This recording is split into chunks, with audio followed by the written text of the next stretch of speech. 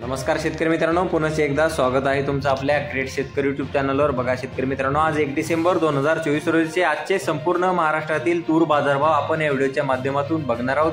तत्पूर्वी आपण चॅनलवर नवीन असाल चॅनलला सबस्क्राइब करा। चला तर व्हिडिओला सुरुवात करूया। शेतकरी मित्रांनो, कृषी उत्पन्न बाजार समिती कारंजा या ठिकाणी अवकालेली 125 क्विंटल, जास्तीत दर 9,900 रुपये क्विंटल, सर्वसाधारण दर 9,500 रुपये क्विंटल जात आहे लोकल तूर।